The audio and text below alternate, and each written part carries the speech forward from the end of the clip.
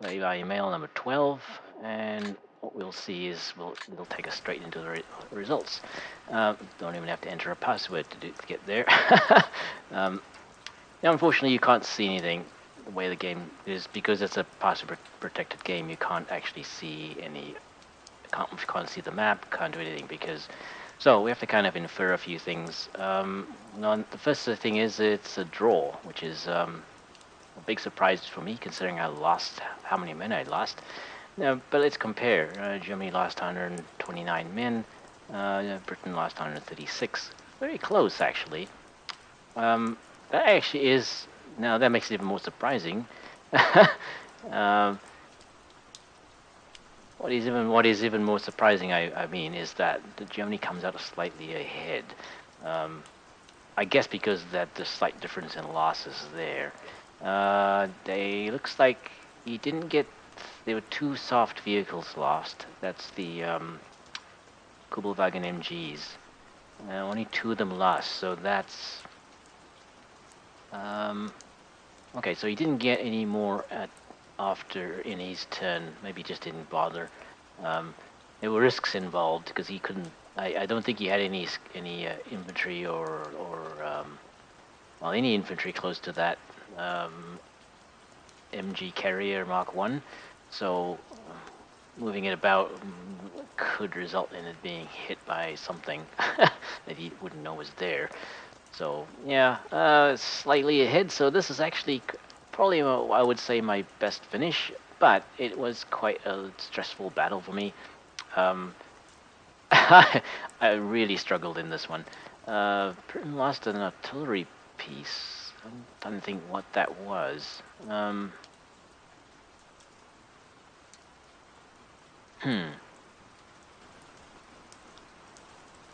trying to think what. I don't recall. I'm trying to remember when I did that.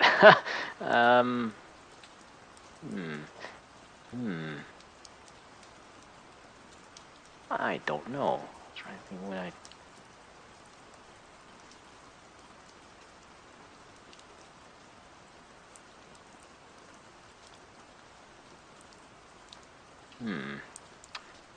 Maybe, well, maybe if I look through the videos, I'll figure it out, but I won't have time to do that. If anybody can remember when that happened, leave me a note when this gets posted to YouTube. Now, there's a significant difference. He lost a lot more vehicles. He lost 5 APCs and 2 AVs. I'm not sure. Okay, I'm not sure where. I guess the Brens differ in. Okay, the Brens that have the anti-tank rifle mounted must be considered AFEs then, because the Bren is just normally an APC. So these would have been costly, I think, and this is probably what balanced it out a little, tipped it in my favor slightly. Yeah, so I mean, slightly ahead in points. But given how difficult, how much time I had to spend on some turns just to get something, just to achieve something, however tiny, I guess to show you where I am, what my level is at. So I mean, like I said, the battle was quite enjoyable for the most part. I think mostly I think the pressure was starting to get to me. Being not just in the game, but also in real life. So I think it's just starting to feel it a little bit, and also having some of the turns go very long is quite difficult. So because I stream the battle, stream my turns. I prefer not to interrupt them, and I play them continuously. So if a turn takes 2 hours, that means I'm scratching my head there, sitting in front of my computer for 2 hours, and that's not fun. If I wasn't streaming it, I'd probably just stop and walk away, because nobody would know, right? There would be no way to notice that. So, yeah, what else can I add here? I mean, it's a good result. Achieved that was very difficult to achieve for me. I don't know. It wasn't easy at all. I really couldn't say at any point, especially once we got to probably around turn 9 or so.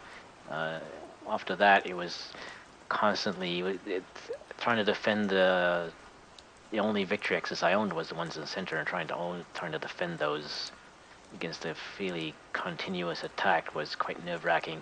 I don't know how I managed that, to be honest. I felt for certain he would actually have something up his sleeve. He usually does. The other thing that surprised me was that he didn't move up on the south flank faster, because that would have changed the battle quite quickly. Because I had nothing on that side. He only started moving up there like in the last 2 turns or 3 turns or so. Because that's probably when he must have realized there wasn't anything there. I think he must have spent a little bit of time waiting for me to push forward, and I had nothing. And he was able to, run using a quirk of the game. He was able to run that MG carrier, no, the Grand Carrier anti-tank rifle, Grand Carrier anti-tank unit right past me. Yeah, and that is a quirk of the game. That's how he noticed that I was there, like my motorcycle units. So I finally realized that's how he figured out where, that's why they were shooting at him, because I couldn't figure how they could have spotted them from 6 hexes away. Was probably that Bryn Carrier unit that moved close to them and spotted them. What else is there to add? Quite a good battle, I think. Hopefully, if I think I'm probably going to be facing this kind of difficult battles, like really having to pull my hair out every single turn to get that kind of result. I'm really surprised that I really very, very surprised at this one, because it's just I really didn't expect to get it to be this close. Draw was always possible, but I mean, I lost the entire platoon in the south through some fairly stupid things. I think they would have been lost anyway, simply because they were being overwhelmed. But I could have, maybe they might have held on another few turns and maybe accomplished something more useful than just being killed out in the open as they were. If I'd realized what the situation was, I probably could have pulled them back earlier. But as is usual, I figured that out too late. Looking at that map, maybe I was too ambitious to try and take the South Victory X's. I shouldn't have maybe bothered with those. Those ones just kept some units back at the tree line or in the rocks that were further away from it for the anticipated attack that he would probably launch in that area. And maybe sending the units around to try and take the ones in the north in the flanking maneuver was also wasteful. Maybe what I should be doing is focusing on where I'm going, what victory axis I want to attack, and just that's where the main force goes. But then you have to protect the flanks, right? So maybe engineers or something. Other ways I could have balanced that out. It's really my problems start with looking at the map, deciding what units to use. Looking at the map, deciding where I'm going to attack, and what units I need to use for that. In that battle, I think maybe if I focused the small amount of units I had, and kept the flank, this north and south flank as a reserve, just in case they moved up. It's hard to. The reserve is then stuck. I mean, this is the problem. We'd only had two platoons in the center, which is pretty much what resulted anyway. The platoon in the north kind of was useful, because it did maneuver into a position where it did force him to do something about it. I mean, he was laying mines in that area, so there was no way to advance past it anyway. But really, it comes down to how much points what you can buy for the Germans in 1940 with 1,000 points, and it's a tricky thing. I'm a long way from being able to put that together. I'm not sure how long it would take me. I probably need a lot more practice, I think. And then the thing is, you only get to buy units once every battle, and then you play them out, and you realize, well, no, that didn't work. But I'm never sure what went wrong, why things are, what could have been done better, and so on. So the solo battles are probably where people could maybe give me more advice on that. These battles are probably not suitable for if he was to comment on where I can improve, because I mean that would change.